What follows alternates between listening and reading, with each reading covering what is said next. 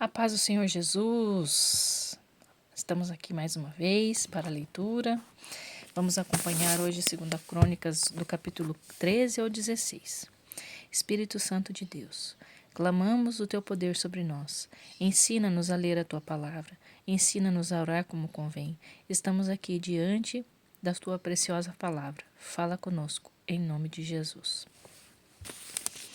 Aproveitando-se dessa fraqueza, vocês estão insistindo em fazer oposição ao reinado do Senhor, que está confiado aos descendentes de Davi. Vocês estão pensando que esse enorme exército e a bênção dos bezerros de ouro fabricados por Jeroboão são garantia de alguma coisa? Mas vejam o que estão fazendo. Expulsaram os sacerdotes do Senhor, os filhos de Arão e os levitas. Contrataram sacerdotes desqualificados, como fazem as demais nações. Qualquer um que tiver um pouco mais de posses pode se tornar sacerdote, um sacerdote de um falso Deus. Mas o restante de nós em Judá continua fiel ao Senhor, nosso Deus. Não trocamos por outro. Temos ainda os sacerdotes descendentes de Arão, que são nossos intermediários diante do Senhor, e os levitas, que apresentam as ofertas queimadas e os incensos aromáticos a Deus, toda manhã e toda tarde. Põe o pão fresco consagrado sobre a mesa purificada e acendem as lâmpadas do candelabro de ouro toda noite. Continuamos guardando os ensinamentos do Senhor nosso Deus, mas vocês o abandonaram. Será que não percebem? Deus está do nosso lado. É Ele quem nos comanda. Seus sacerdotes, com suas trombetas, estão todos prontos para dar um toque de guerra contra vocês.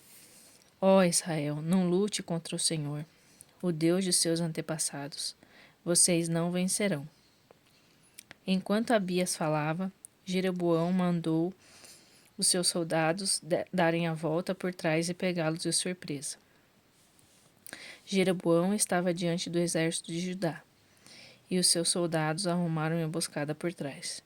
Quando o exército de Judá olhou para trás e viu que estava sendo atacado pela frente e por trás, chamou ao Senhor. Os sacerdotes tocavam as trombetas, e os soldados de Judá deram um grito de guerra.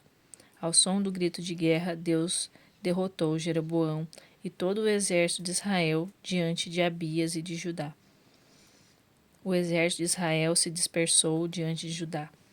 Depois, concedeu a vitória a Judá. Abias e suas tropas feriram e mataram 500.000 dos melhores combatentes de Israel. O exército de Israel foi vergonhosamente derrotado. O exército de Judá foi vitorioso porque confiou no Senhor, o Deus dos seus antepassados. Depois da vitória, Abias perseguiu Jeroboão e conquistou a cidade de Betel, Gesana e Efron, aos seus arredores.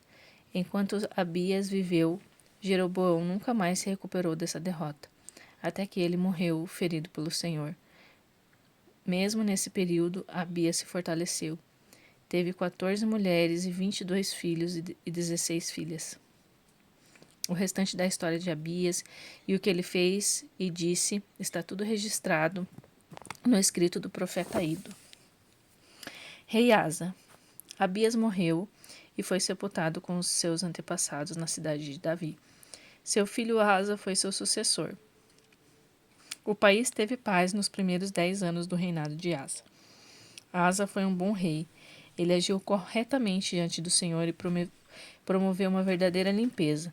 Retirou os altares pagãos, destruiu as colunas de pedra, derrubou os postes de Acerá, determinou que todos em Judá buscassem ao Senhor, o Deus dos seus antepassados, e seguissem a sua lei e obedecessem aos seus mandamentos. Houve paz durante seu reinado, porque ele eliminou todos os altares idólatras da cidade de Judá. Como não houve guerra, a nação estava em paz, e o rei pôde construir um sistema de defesa em Judá. Deus deu a ele muita tranquilidade. Asa disse ao povo: enquanto pudermos e tivermos e a terra estiver em paz, vamos construir um sistema de defesa, fortificando nossas cidades com muros e torres, portões e trancas. A terra está em paz, porque estamos buscando ao Senhor nosso Deus, e Ele tem nos dado descanso em todos os problemas. Assim eles construíram e prosperavam. Asa formou um exército de 300 mil homens de Judá, equipados com escudos e lanças, e outros 280 mil benjamitas, que eram escudeiros e flecheiros, todos combatentes corajosos. Zerá, o etíope, saiu para atacar Asa com um exército de 1 milhão de soldados e 300 carros de guerra, e chegou a Maresa. Asa saiu para enfrentá-lo e organizou para a batalha no vale de Sefatá, perto de Maresa. Ali ele orou a Deus, o seu Deus. Ó Senhor, quando queres ajudar, não importa para ti se está ajudando um forte ou um fraco. Então ajuda-nos, ó Senhor. Viemos enfrentar este poderoso exército em teu nome, porque confiamos em ti. Não permita que meros mortais resistam a ti. E o Senhor derrotou os etíopes diante de Asa e de Judá. Os inimigos foram postos em fuga. Asa e seus soldados os perseguiram até Gerar. Morreram tantos etíopes que eles não conseguiram mais lutar. Foram massacrados diante do Senhor e de suas tropas.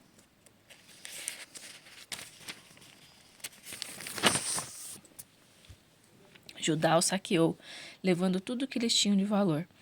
Em seguida, destruiu todas as cidades ao redor de Gerar, cuja população estava aterrorizada por causa de Deus, e elas também foram saqueadas. Depois atacaram os acampamentos dos criadores de gado, levaram ovelhas, camelos para Jerusalém. Azarias, filho de Oded, movido pelo Espírito Santo de Deus, foi entregar a mensagem ao rei Asa. Ouça com atenção, Asa e todo o povo de Judá e de Benjamim. O Senhor permanecerá ao lado de vocês, desde que vocês permaneçam nele. Se o buscarem, ele deixará que o encontre. Mas se os abandonarem, ele os abandonará. Por isso, por muito tempo, Israel não teve o verdadeiro Deus, nem mesmo sacerdote para ensinar a lei. Mas, quando estavam em apuros e decidiram buscar ao Senhor, o Deus de Israel, ele deixou-se encontrar. Naquela época, era muito perigoso viajar, e todos os moradores corriam risco de vida. Uma nação se voltava contra outra, uma cidade atacava a outra, e Deus permitiu todo tipo de problema entre eles. Mas agora com vocês é diferente. Sejam fortes. Anime-se, vocês serão recompensados. Asa ouviu a profecia de Azarias, filha de Oded, respirou fundo, arregaçou as mangas e começou a agir. Lançou todo fora altares profanos, obscenos no território de Judá e de Benjamim e das cidades que havia conquistado na região montanhosa de Efraim. Restaurou o altar de Deus que ficava perto do pátio diante do templo. Depois convocou todo Judá e Benjamim e também os de Efraim, Manassés e Simeão que viviam entre eles, pois muitos moradores de Israel tinham deixado suas casas e se unido ao rei Asa, quando viram que Deus estava ao lado dele. No terceiro mês, no 15º ano do reinado de Asa, os convocados chegaram a Jerusalém para a grande celebração. Sacrificaram 700 boi e 7.000 ovelhas do despojo que haviam tomado na batalha. Eles concordaram em buscar ao Senhor, o Deus dos seus antepassados, de todo o coração. Combinaram assim, que se recusassem a buscar a Deus, o Deus de Israel, deveria ser morto, jovem, homem, idoso, mulher. Proclamaram esse juramento ao Senhor em voz alta, ao som de cornetas e trombetas. A nação inteira ficou contente com o juramento, pois fez com que a alegria de todo o coração. Eles buscaram a Deus e ele deixou que o encontrasse. Deus garantiu a paz em todo o território deles, fazendo que todo o reino desfrutasse de tranquilidade. Enquanto eliminava os ídolos da nação, Asa chegou a depor Maca, a rainha-mãe, do seu trono, que havia construído um vergonhoso altar a Deus Aserá. Asa destruiu e queimou no vale o altar de Cedron Infelizmente, ele não se livrou dos altares dos ídolos adorados nas orgias religiosas, mas ele bem que tentou. O seu coração era leal ao Senhor. Todos os utensílios e objetos de ouro e prata que ele e seu pai haviam consagrado ao sacrifício foram levados para o templo de Deus. E não houve sinal de guerra até o 35º ano do reinado de Asa. Mas no 36º ano do reinado de Asa, Baasa, rei de Israel, atacou. Ele tinha construído uma fortaleza em Ramá e fechado a fronteira entre Israel e Judá, impedindo que Asa, rei de Judá, saísse ou entrasse. Asa tomou a decisão, enviou a prata e o ouro do tesouro do templo de Deus e do palácio para Ben-Hadad, rei da Síria, que morava em Damasco, e mandou dizer: façamos um acordo como o meu pai e o seu fizeram. Ofereça essa prata e este ouro para que você confie em mim. Quebre o acordo que você tem com Baasa, rei de Israel, para que ele saia do meu território. Ben-Hadad uniu-se ao rei Asa e mandou as tropas contra a cidade de Israel. Eles atacaram Ijon, Dan, Abel-Maim e todas as cidades armazém de Naftali. Quando Baasa soube disso, interrompeu a construção de Ramá. O rei Asa ordenou que todos os moradores de Judá carregassem a madeira e as pedras que Baasa havia utilizado para construir a fortaleza de Ramá e levassem para fortificar Geba e Mispá. Atos dos Apóstolos, capítulo 24 e 25. Acreditem, esforço-me para manter uma consciência limpa diante de Deus e do próximo em tudo o que faço. Fiquei fora dessa nossa terra há alguns anos e agora estou de volta. Enquanto eu estive fora, levantei uma oferta para os pobres e a trouxe comigo, junto com as ofertas para o templo. Foi quando eu fazia essas ofertas que eles me encontraram. Durante as minhas orações no templo, tudo foi feito de modo correto. Não havia multidão nem baderna. Foram alguns judeus de Éfeso que começaram a confusão. E o Senhor perceberá que eles não estão aqui hoje. São covardes demais para me acusar. Meus acusadores deveriam dizer em que crime me flagraram. Eles não podem se esconder atrás da palavra inócuos de Tértulo. A única coisa que eles têm contra mim é a declaração que fiz no concílio. É porque creio na ressurreição que fui trazido a este tribunal. Pergunte se isso parece ao Senhor um ato criminoso. Félix hesitou. Ele sabia mais do que aparentava a respeito do caminho e poderia ter resolvido o caso de uma vez por todas. Mas, inseguro por motivações políticas, preferiu adiar a questão.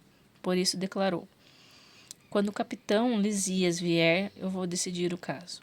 Ele ordenou ao centurião que mantivesse Paulo em custódia, mas com alguma autonomia, e que não impedisse os amigos de o ajudarem. Poucos dias depois, Félix e Drusila, sua esposa, que era judia, mandaram chamar Paulo e ouvi-lo falar a respeito da vida que o seguidor de Jesus Cristo. Como Paulo insistia em relações justas com Deus e com o povo e falava sobre a vida de disciplina moral e o juízo futuro, Félix começou a achar a conversa desconfortável e dispensou: basta por hoje. Eu o chamarei quando for conveniente. Ele também esperava que Paulo, em segredo, lhe oferecesse algum suborno. Houve várias conversas entre eles. Depois de 2 anos, Félix foi substituído por Pórcio Festo, também querendo agradar aos judeus e ignorando a justiça. Félix deixou Paulo na prisão, apelando para César. 3 dias depois de Festo chegar a Cesareia para assumir o posto de governador, ele subiu a Jerusalém. Os principais sacerdotes e líderes do povo renovavam o desejo de vingança contra Paulo e pediram a Festo a favor de enviar Paulo a Jerusalém para responder às acusações. Uma grande mentira. Estavam ainda decididos a executar o plano de preparar-lhe uma emboscada e matá-lo no caminho. Festo respondeu que Cesareia era a jurisdição apropriada para Paulo e que voltaria para lá em alguns dias. Vocês são bem-vindos, disse ele, para voltar comigo e acusá-lo, seja qual for o motivo. Cerca de 10 dias mais tarde, Festo voltou para Cesareia. Na manhã seguinte, assumiu seu posto no tribunal e mandou trazer Paulo. Assim que ele entrou, os judeus que tinham vindo de Jerusalém e o cercaram, gritando com acusações absurdas, impossíveis de serem comprovadas. Então Paulo tomou a palavra e simplesmente: não fiz nada de errado contra a religião judaica, contra o templo ou contra César, tenho dito. Mas Festo queria agradar os judeus e insistiu: você gostaria de subir a Jerusalém e me deixar conduzir seu julgamento lá? Paulo respondeu: estou de pé neste momento perante o tribunal da justiça de César, onde tenho o direito de estar, e aqui permanecerei. Não fiz nada de ofensivo aos judeus e sei que o Senhor tem consciência disso. Se cometi algum crime e mereço morte, enfrentarei a situação.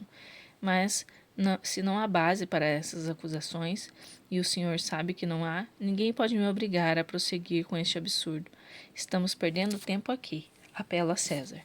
Festo conversou rapidamente com seus conselheiros e deu seu veredito. Você apelou para César, então vai para César. Salmos capítulo 89. Há muito tempo falaste numa visão ao teu fiel amado. Coroei um herói, escolhi o melhor que pude achar. Encontrei Davi, meu servo, derramei óleo sobre sua cabeça, e a minha mão o protege constantemente. Sim, apeguei-me a ele nos bons e nos maus momentos. Assim seja. Amém.